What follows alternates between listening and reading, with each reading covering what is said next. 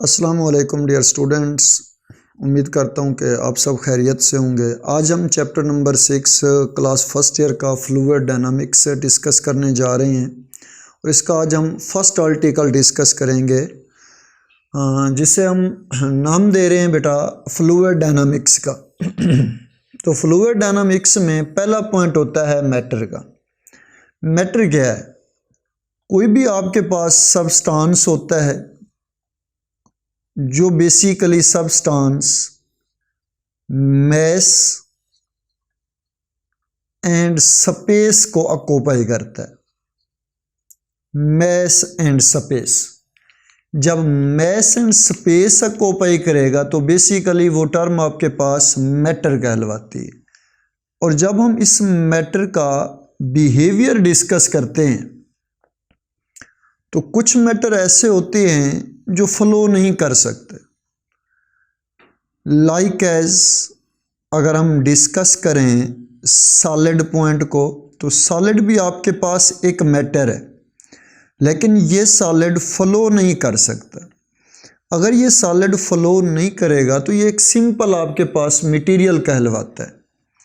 Second, जब हम बात करते हैं कि कुछ मैटर जो हैं वो ऐसे होते हैं जो फ्लो करते हैं।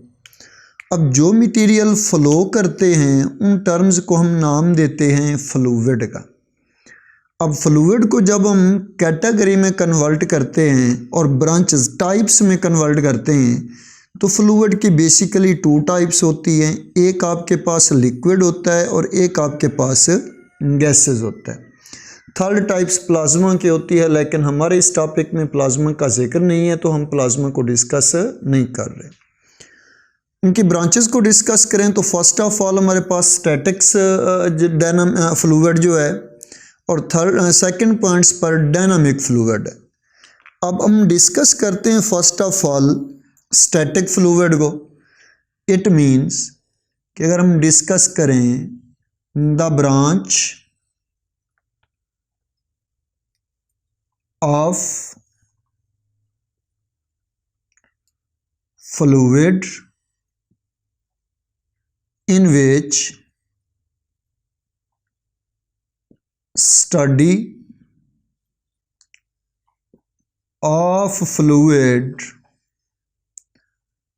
of fluid at rest is called static fluid। Example discuss करें तो सिंपल है कि water contain in the dam. Dam के अंदर जो पानी होता है वो बेसिकली स्टैटिक फ्लूइड में होता है और बाकी भी काफ़ी सारी इनकी एग्जांपल्स होती हैं। सेकंड पॉइंट को डिस्कस करें तो ये टर्म आपके पास बनती है dynamical fluid. Dynamics fluid, dynamical fluid को डिस्कस करें तो फर्स्ट एप्लीकेशन जो है आपके पास, अगर हम रिप्रेजेंट करते हैं तो ये टर्म आपके पास study of fluid in motion is called dynamics fluid. अब डायनामिकल फ्लूइड जो है मैनी एग्जांपल्स यहाँ पे डिस्कस होती हैं। Number 1, motion of blood in the vessels, या सेकंड पॉइंट पर हम डिस्कस करें कि water moves in close pipe. किसी क्लोज पाइप में वाटर का मूव करना या किसी वेसल्स के अंदर ब्लड का मूव करना फ्लूइड जो है वो डायनामिक्स कहलवाता है। और यहाँ पे 2 पॉइंट जो हैं इसके मेजर पॉइंट्स हैं, उन पॉइंट्स को ज़रा अंडरस्टैंड करें कि ये जो आपके पास डायनामिकल फ्लूइड होते हैं, डायनामिक जो फ्लूइड हैं ये 2 लॉज वेरीफाई करते हैं। फर्स्ट ऑफ ऑल हम डिस्कस करते हैं law of conservation of energy, और सेकंड पॉइंट होता है law of conservation of mass. It mean के डायनामिकल फ्लूइड के अंदर दोनों बिहेवियर हैं, एनर्जी भी कंजर्व रहती है और इसके अंदर मैस भी कंजर्व रहता है। अब इनका ज़रा पॉइंट्स देखिएगा कि ये फ्लूइड जो हैं जब मूव करते हैं तो बेसिकली होते क्या हैं। अब देखें, जब ये फ्लूइड मूव करते हैं तो बेसिकली यहाँ पे एक टर्म बनती है, जिस फ्लूइड की टर्म को हम नाम देते हैं विस्कोसिटी का। अब देखो, जब एक बॉडी, एक सॉलिड किसी दूसरे सॉलिड ऑब्जेक्ट पर स्लाइड करता है, जब मूव करता है, तो वहाँ पे जो हम रेजिस्टिव फोर्स होती है, उस रेजिस्टिव फोर्स को हम फ्रिक्शन कहते हैं। और जब लिक्विड या गैसेस, इट मीन के कोई भी फ्लूइड जब एक दूसरे पर स्लाइड करेगा, तो वहाँ पे जो हम नाम देंगे वो किसका देंगे, विस्कोसिटी का। अब विस्कोसिटी का क्या मतलब है, बेसिकली रिप्रेजेंट करें तो ये टर्म आपके पास बनती है the frictional, second point, first point है the frictional effect of different layers of following fluid. Different layer of following fluid is called viscosity। अब उस विस्कोसिटी को देखें तो लेट से हमने एक एग्जांपल को सेट किया है कि ये आपके पास 4 सरफेसेस हैं, ये फर्स्ट सरफेस, ये सेकंड, ये थर्ड एंड ये फोर्थ। ये तमाम के तमाम सरफेसेस किसी भी लिक्विड के अंदर पड़ी हुई हैं। अब लेट से हम इस पॉइंट पर कोई एक फोर्स लगाते हैं, एफ फोर्स। रिमाइंड रखिएगा कि ये जो फोर्स है ये बेसिकली आपके पास टेंडेंशियल फोर्स होनी चाहिए।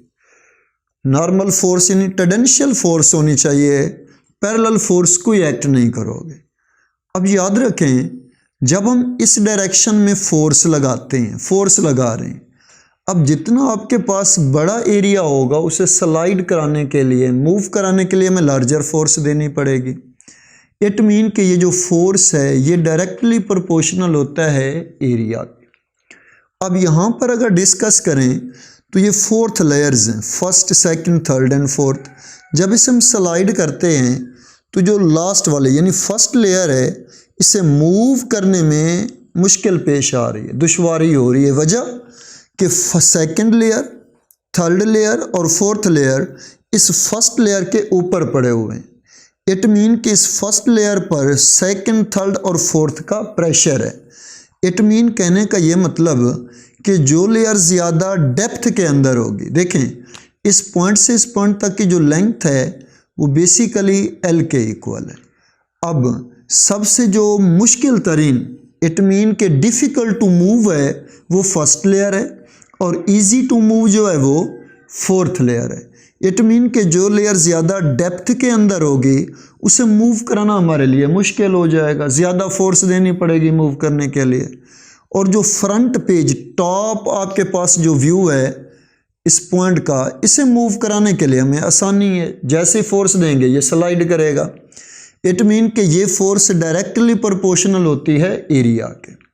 सेकंड, ये जो फोर्स है ये डायरेक्टली प्रोपोर्शनल होती है वेलोसिटी के, और यही फोर्स जो है ये इन्वर्सली प्रोपोर्शनल होती है लेंथ के।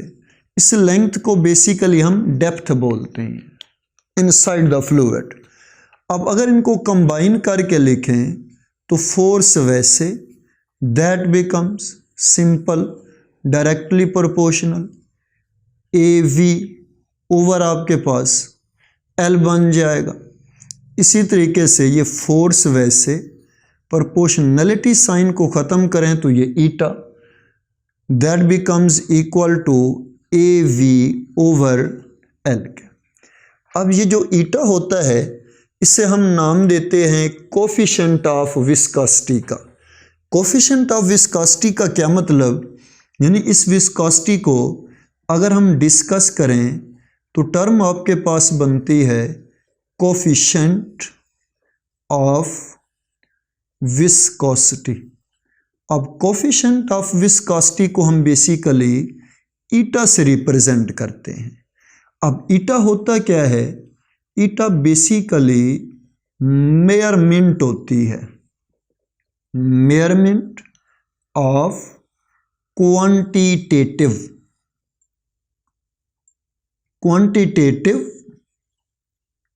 फ्रिक्शनल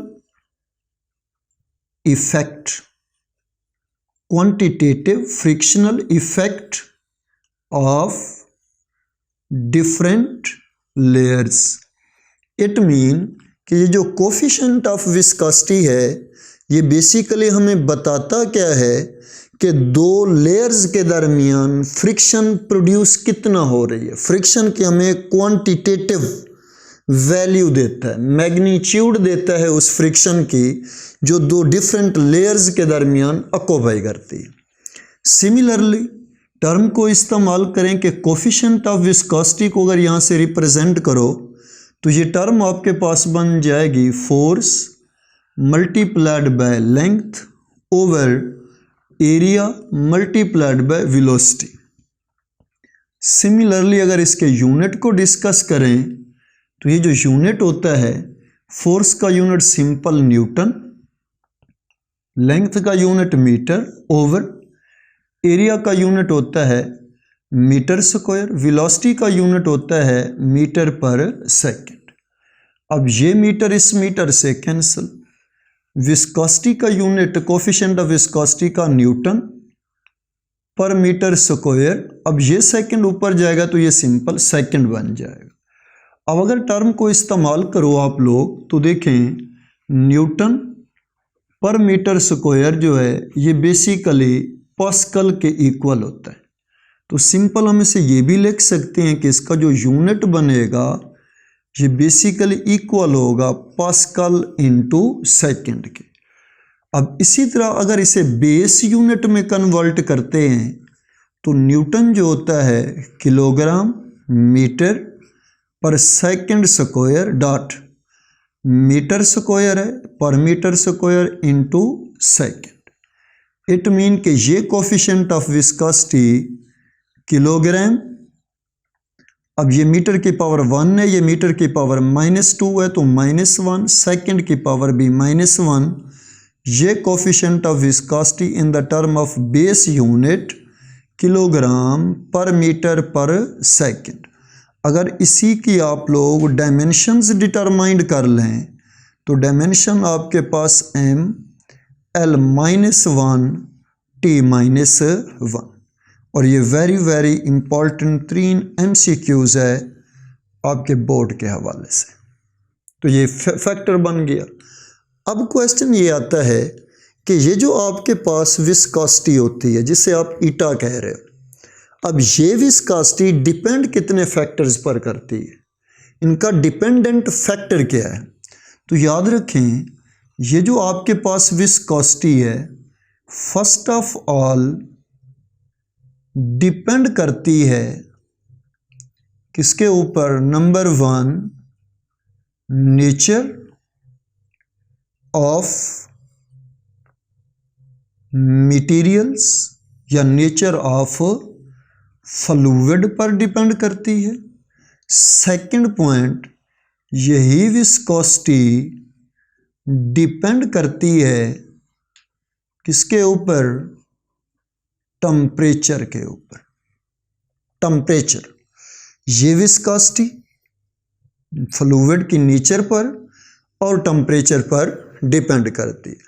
सेकंड, अगर इनके थर्ड फैक्टर्स देखें तो पहला पॉइंट जो है हम टेम्परेचर की बात करते हैं। अगर हम यहाँ पे बात करें first of all for gases material के लिए तो सिंपल देखें कि जब इस पॉइंट पर हम इसका टेम्परेचर इंक्रीज करते हैं तो टेम्परेचर के इंक्रीज होने से टेम्परेचर इसका इंक्रीज होगा। टेम्परेचर के इंक्रीज होने से बेसिकली ये जो कोलिजन होती है ऑफ गैस मॉलिक्यूल्स के दरमियान, वो भी आपके पास इंक्रीज होगी। अब जब कोलिजन इंक्रीज होगी तो मस्ट है इस पॉइंट पर गैस मॉलिक्यूल्स के दरमियान वाइब्रेशन ऑफ गैस मॉलिक्यूल्स ये भी बेसिकली इंक्रीज होती है। जब वाइब्रेशन इंक्रीज होगी तो मस्ट है इस पॉइंट पर जो फ्रिक्शनल इफेक्ट होगा वो भी आपके पास इंक्रीज होगा। इट मीन के जो डिफिजन फोर्स है वो इंक्रीज होगी। फ्रिक्शनल इफेक्ट अगर इंक्रीज होगा तो जो विस्कोसिटी ऑफ गैसेस है वो भी आपके पास इंक्रीज करेगी। तो फाइनलाइज रिजल्ट क्या निकला कि ये विस्कोसिटी डायरेक्टली प्रोपोर्शनल होती है टेम्परेचर के in the term of gases के अंदर। इसी तरीके से अगर हम सेकंड पॉइंट को इस्तेमाल करें तो फॉर लिक्विड के लिए यूज़ करते हैं।